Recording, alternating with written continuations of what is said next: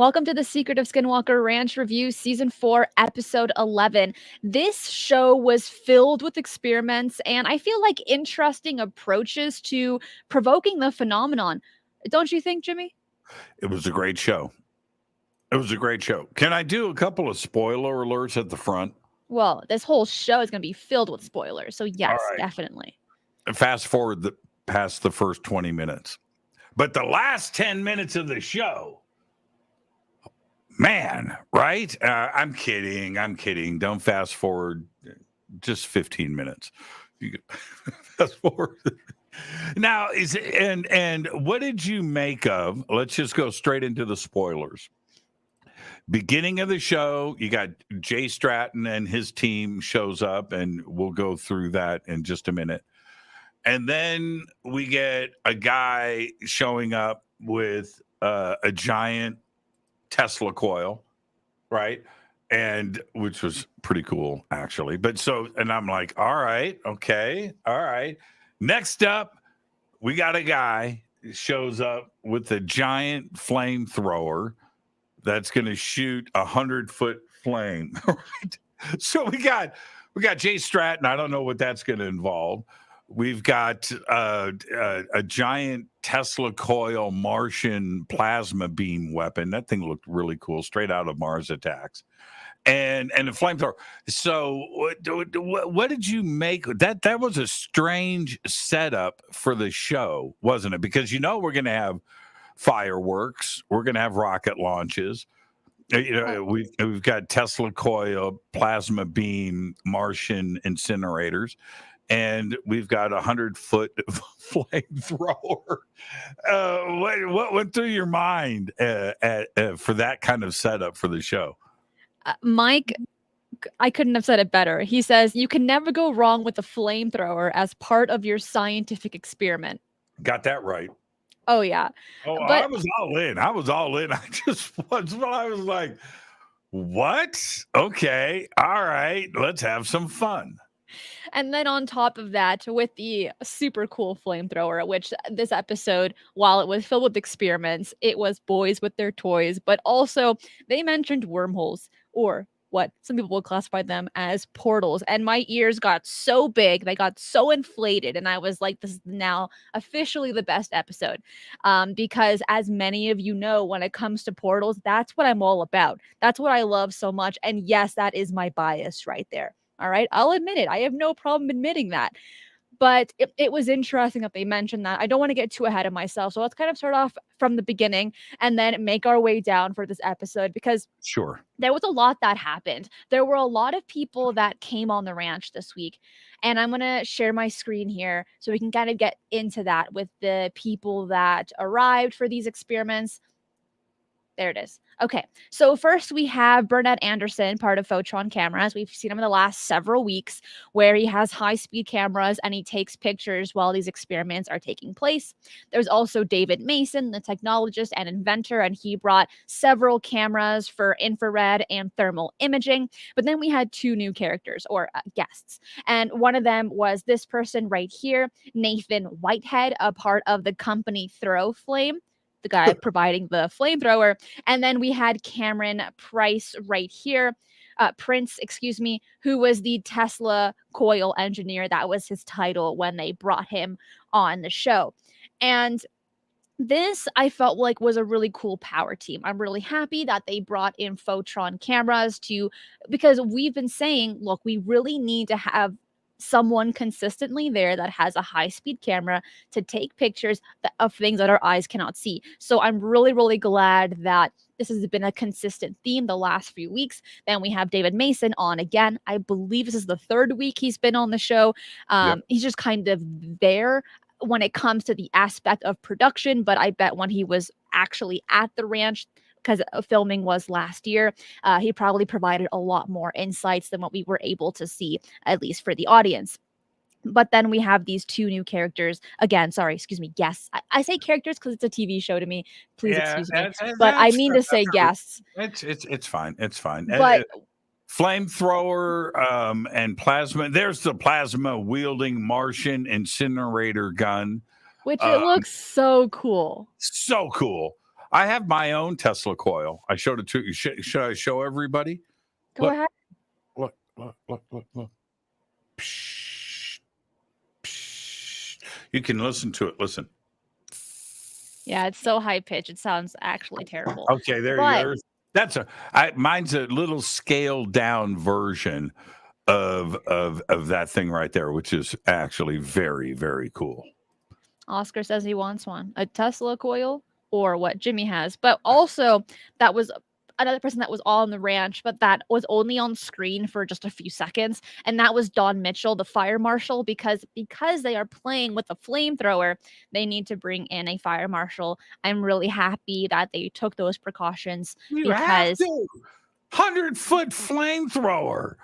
Oh yeah. Man, when that thing fired up, okay, let's not get ahead of our skis. But but I had a real Sunday go to meeting moment when I saw that thing fire up. That thing was no joke. No. It was pretty cool. Yeah, it was pretty cool. Okay, so that's the team. What's next? Jordan, thank you so much. Hey guys, love listening to you two on my way home from work. Awesome. Thank you for giving us an absolutely amazing review of The Secret of Skinwalker Ranch seasons. Love you guys. Thank you so much for supporting the channel, Right on, Jordan. Yeah. So right Thank you for getting into these guys showing off their equipment, I mean, I bet all the guys were like, this is the coolest thing ever. And again, I don't blame them because that is pretty awesome.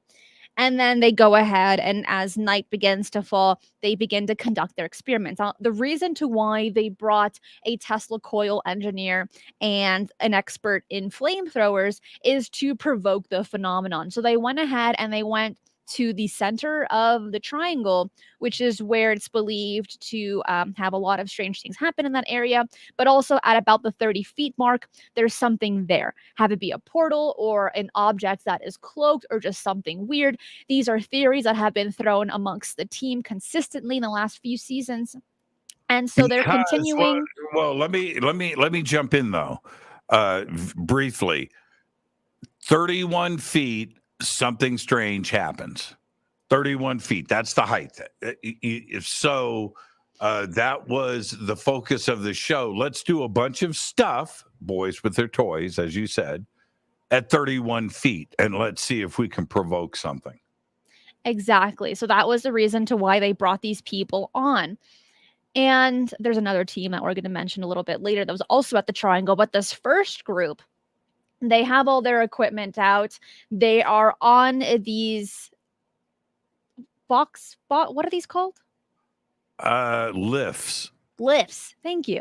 They're on these lifts to get at that 30 feet mark-ish and then see what they can do. So they first bring on the Tesla coil with Cameron. You can see that right here. I know it's not amazing, but here's the tent, and then here is the Cameron doing the experiment.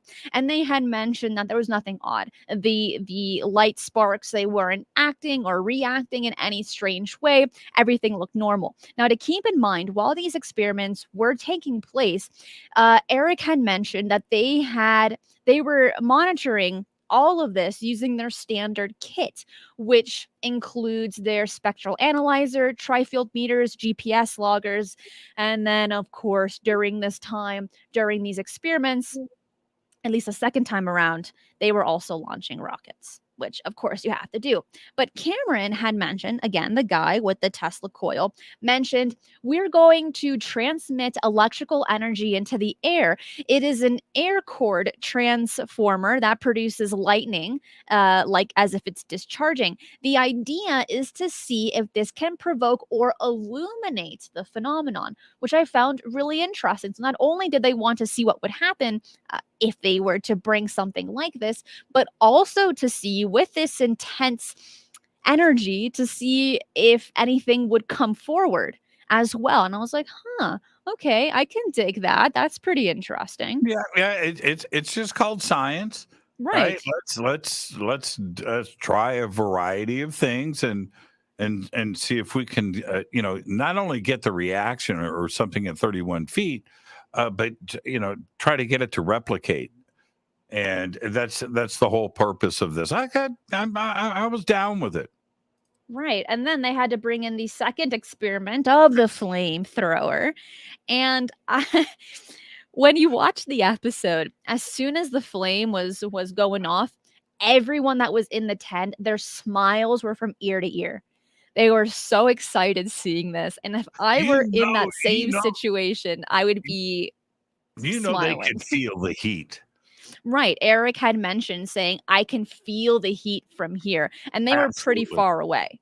Yeah, absolutely. That thing was no joke. Oh, That's only a piece of it right here in this shot, by the way. This thing was it was crazy. It was a lot of fun to see that happen. I didn't get they were sold out. I didn't get my Elon Musk flamethrower kit. I wanted one and they sold out. But otherwise I'd be doing that myself with the Elon Musk flamethrower. But yeah, I think everybody wants one of those things. well, they're you can buy them on this website, Throw Flame, for about $3,400. So if you have that kind of dough, and if you want one, you can you can You get can one.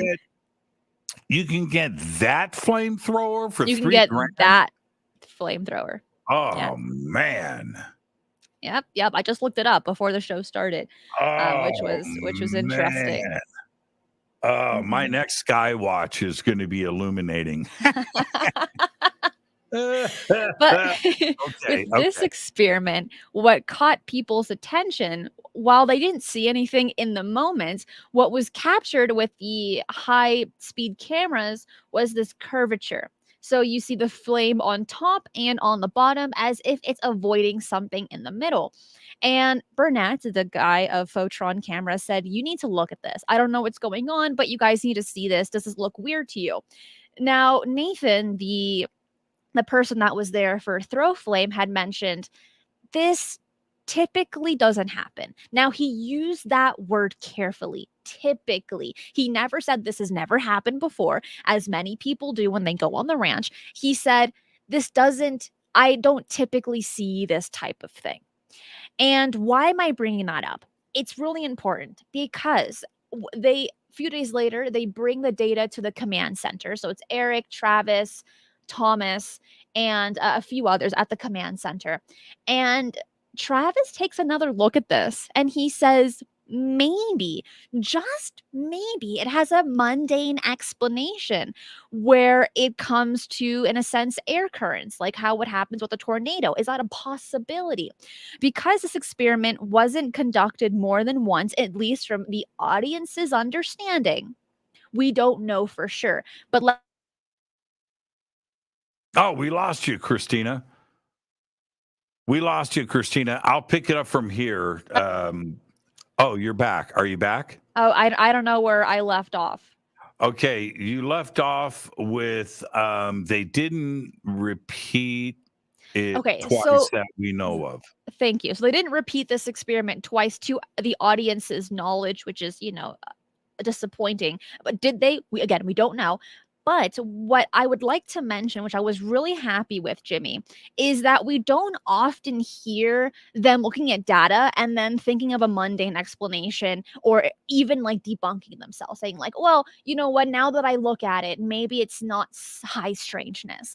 And I feel like that adds a lot of validity to this show or even other shows that are conducting experiments where something looks really wild at first, but then when they take a closer look, they say, you know what, now that I think about it, it might have a mundane explanation. And that's something that I was really joyful to hear that when it happened in the command center. Like, okay, cool. I feel like that should be the mentality, questioning everything, being skeptical, and thinking of the mundane explanations before we take a big step forward and getting into the strange, into the mysterious. Yes, and then of course, well, I'm just going to say it. So Travis, of course, he jumps up and sees something, and he's got a UAP, right? Travis has got UAP radar, man. He can spot something very, very quickly. I'm not so sure in this case now. We don't know. Could this be something way in the background? Could it be something natural? Could it be a bird? Could it be something else? We don't know. It's a flamethrower going off. Is it an artifact from that? Is there something flying away from it because of the heat? Something. Now, is it extraterrestrial? Is it UAP? Is it some anomaly tied to the triangle and 31 feet and all of that? Possibly, don't know. But I kind of expected this to happen, and it did, and it happened right on cue. It was really, really interesting to see Travis capturing something so small with his naked eye and say, hold on, back it up. Let's see that. And as Eric is going frame through frame, he notices this object. We don't know what it is. Therefore, we're going to classify it as a UFO because that's what it means. And it was going towards the flame, but they were doing the frames backward. And it looked like it came in from the corner and then coming in forward. Could it be a mundane explanation? Sure, it could have been a bug. It could have been a bird. We don't know. We don't know the distance it was at. There are an infinite amount of explanations that it could have been.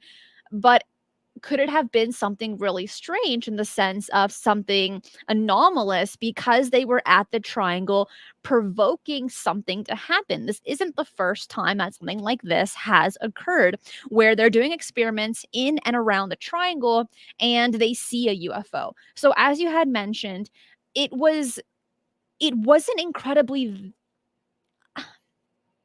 it was interesting to see that come forward. Now, I wish we were able to get more analysis on this, but for the time being, it's still in that box of mystery. Yeah, and so there's your first 20 minutes. Okay, so now let's get to the good stuff because they could have done 2 hours of the next 10 minutes of the show, which was a mind-blowing revelation, at least for me personally, seeing what was revealed. Now, there's Jay Stratton and his team. They fired a rocket. They did some imaging of that, and okay, that was cool too as well. I don't know if we'll have time to get circle back to that. But can you cut to the picture of the air with the black splotch? Well, we're getting a little bit ahead of ourselves because this company that that Skinwalker Ranch team brought was Omni.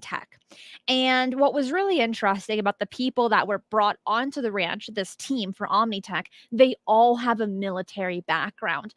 But Travis had mentioned, he says, what the team that you brought is really interesting because these people in their line of work, when the time that they worked for the military, they were looking for signals that are jammed, hidden, or spoofed, and then figuring out what the useful information is. And with OmniTech, it is dealing with AI and gathering that data using AI and regular brains and then going from there. Now, I did go onto their website. And it says here, our story.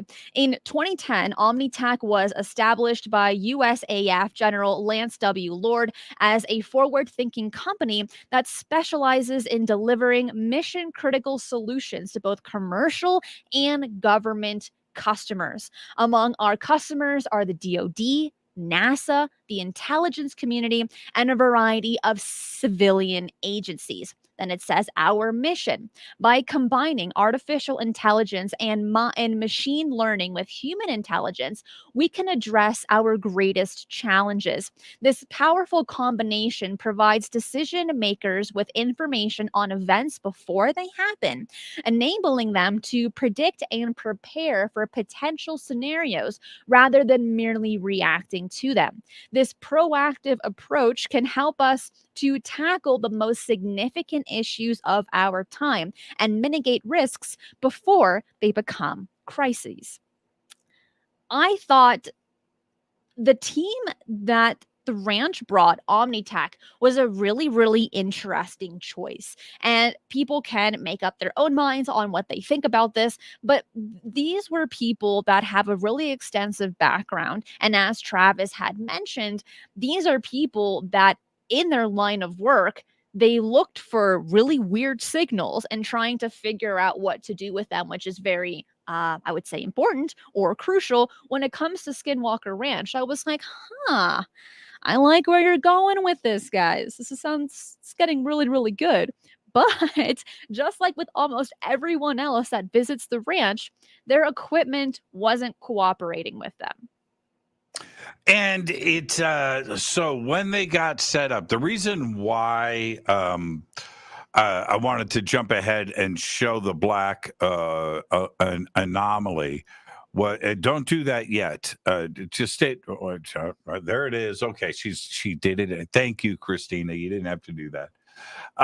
But ultimately, this image here, and I'm going to explain, and then we have to go backwards. But this is picking up reflections, returns. Okay, so stuff on the ground, just like a radar is picking up the reflection of a plane or an object as it passes over. That is what is happening here. But at the center of this, there is nothing reflecting. And this is a large area. The little blue splotch that you see at the 10 o'clock position in the upper left, that's the tent area where they're set up with their computers and stuff. But what is interesting here is obviously you have a black spot in the center that is returning nothing, kind of like, I'm going to say it, a stealth aircraft.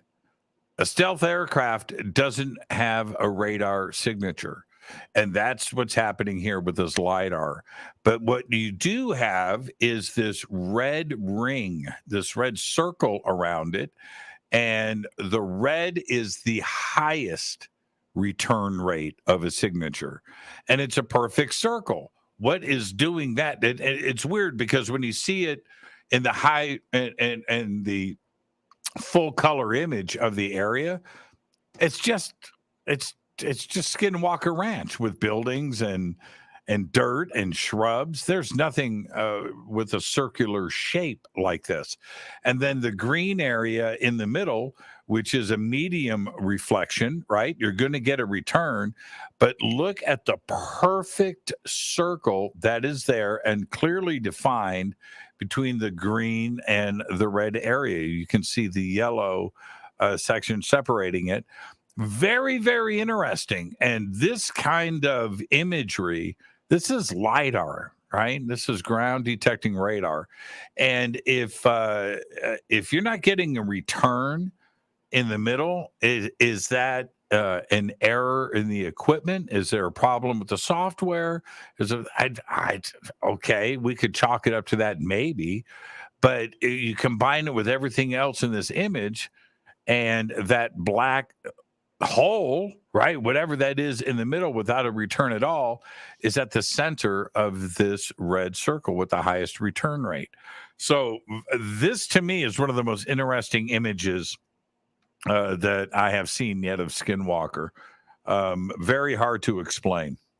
It is. And you're right. A stealth aircraft deflects, minimizes, and bends the waves. So there's only a tiny return. But in this case, with the black hole there, or as what they classify as the void, something completely absorbed the waves. So there was zero reflection. And that's was something that not only caught my attention, but that caught the team's attention in the aspects of where they had mentioned this is really, really weird. And then Thomas Winterton says it's like a black hole. Now, I don't know if he was referring to like a literal black hole, like in the image, or if he was referring to a traversable black hole. When Thomas had said that, Travis and Eric were going into the more scientific aspect and saying, oh my gosh, what if it's a traversable black hole? And then Eric says, I'm imagining it as two funnels, which if you look at the Einstein Rosen bridge, it's that same kind of shape. It's skinny in the middle, and then it has two a wide input and a wide output. And I was like, this is what I'm here for. This is what I want to hear all day, every day. This is so exciting to me. But this isn't the first time that this has been mentioned when it comes to the ranch. It's been mentioned in legends and lore when retired Navajo Ranger John Dover was there and he saw the hieroglyphs that were depicted by the natives and they showed the swirl. It was referring to a portal. And then there are many other rumors regarding portals during the Bigelow era. It was allegedly mentioned that scientists had saw a different landscape when they saw through a portal in the sky. It was like a totally different environment. John Dover had mentioned stories allegedly hearing of Bigfoot coming through a portal at Skinwalker Ranch. The team has mentioned portals previously, I think last season and earlier this season as well. Right. This isn't anything new, but I feel like they are getting closer and closer to finding out, at least hopefully, what is going on there. And if it is a portal, what does that mean for humanity? What does that mean for our technological advancements? Because when we look for anything, that's really what we're trying to find is how is it going to benefit us? Yeah, this is a tough one to explain, especially when you know what's in the image. The red is the highest return rate. Remember, a stealth aircraft, stealth fighter, right? Pick one: F-22, F-117, F-35. Doesn't matter. Pick one. Stealth, the bomber, the B-2. Is that it takes the radar and it scatters it, right? It doesn't allow it to return back to its point. That's its job. And so that's what you're seeing here. So the red circle, everybody, that is giving the highest return rate. Whatever it is on the ground is giving the highest return rate back to the lidar. In the center, that black splotch ain't got nothing. And it looks like we've lost Cristina again. So while we're waiting for Cristina to come back, I'll say this. This image was after all of their equipment started to fail. So what they were setting up for the ISS, and they were tracking the ISS. ISS is about to pass directly over Skinwalker. There's plenty of software to do that with. I have it. I have ISS tracking software, and I get pretty excited when the ISS flies over. I get a notification on my phone. I can run outside, especially at night. It is really cool to watch. And you've got Travis said 10 minutes. It seems to me like you've got 2 or 3 minutes of good visible time when the ISS passes over. But we've got Cristina back. She's putting on her headphones. She is ready to go. She is smiling. So, Cristina, you were probably listening. Were you listening to me? Was I doing a good job? Yes.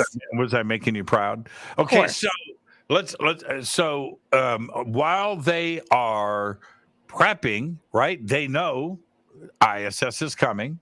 They're outside. They've got all of their tracking stuff set up. They've got a drone that they're getting ready to launch. The team is there. It's go time. Here comes the ISS. ISS starts to fly over.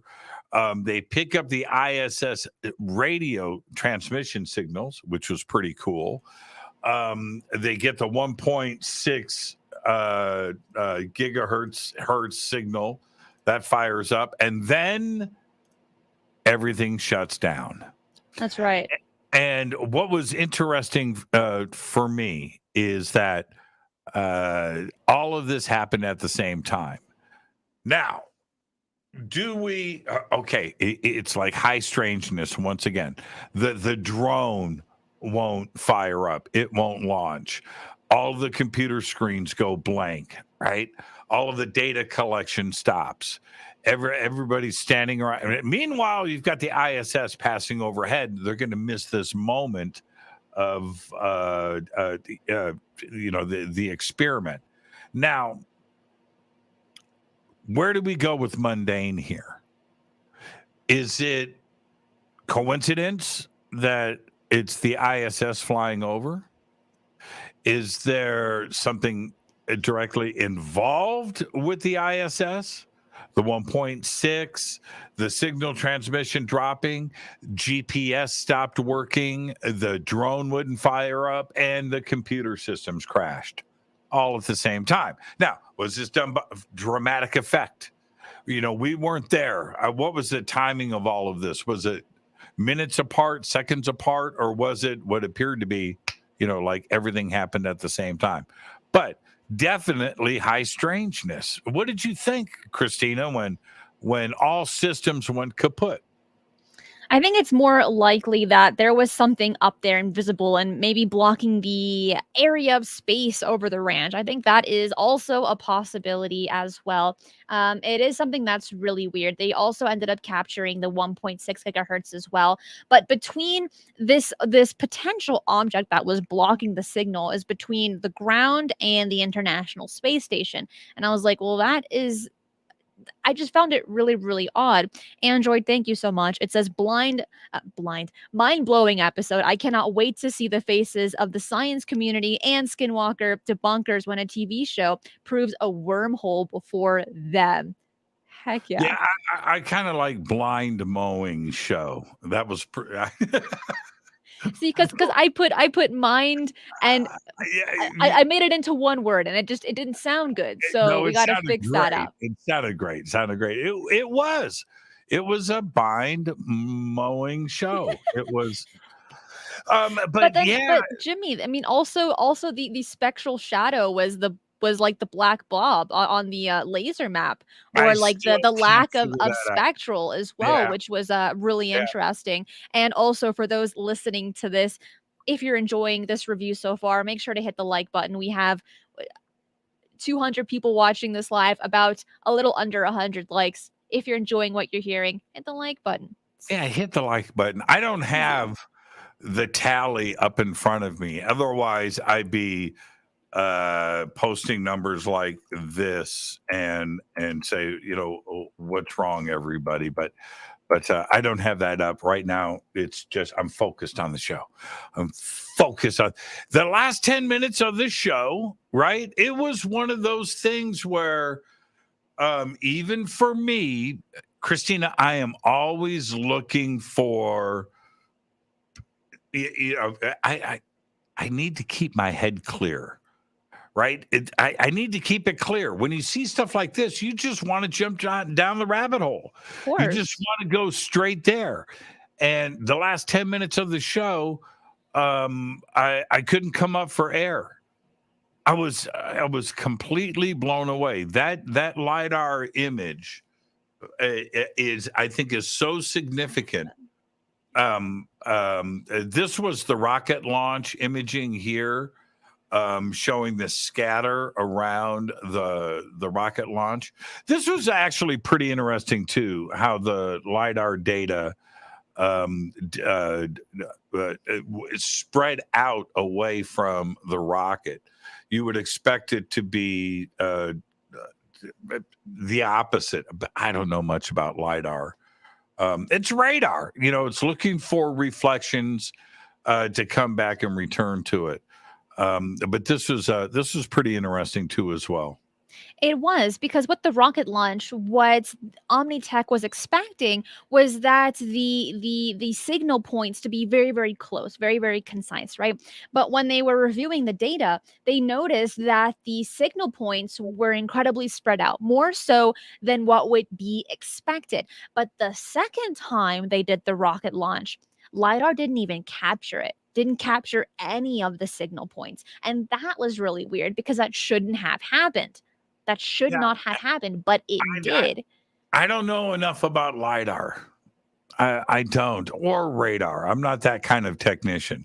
I can look at the imaging and be confused by it and surprised and impressed. They expected a straight line, but the data was spread. Yeah, see, that to me makes sense. I would expect, that rocket to have a direct reflection back, right? That you would see the shape of the rocket and the fuel, the fire, the flame, the engine. You would see something and you don't. Now, there may be an explanation for that. There's a lidar expert out there that can say, well, this is diffracting and it's because of this and that. Okay. I would love to hear, but the lidar professionals that are operating this equipment, they were the ones that were surprised by what they captured. So I kind of have to go with that for now. I don't have enough information, but I expected the opposite. I thought I was going to see a rocket launch, and we didn't. Overall, it was a really, really great episode filled with scientific experiments that so many of us usually want to see. And I feel like people must have been satisfied. I really liked it. I really liked the teams that they brought on for this episode. It was really, really interesting, informative, and they came across data that I think shocked a lot of people. Yeah. Who doesn't love a good flamethrower? It was a great episode. That last 10 minutes, like I said, they could have done 2 hours on the data and what was presented in that last 10 minutes. It was absolutely mind-blowing. Cristina, another great review. Here we are, season 4, episode 11. How many episodes are left? 3. That's it. That's it for the season. What are we gonna do for the rest of the summer? Summer's almost over. I've got a couple of TV shows we can review. Jimmy, thank you so much for doing this review with me. Tomorrow is Mysteries of the History, so you do not want to miss that. What are we doing tomorrow? You can let me know in the morning. I guess we'll find out tomorrow.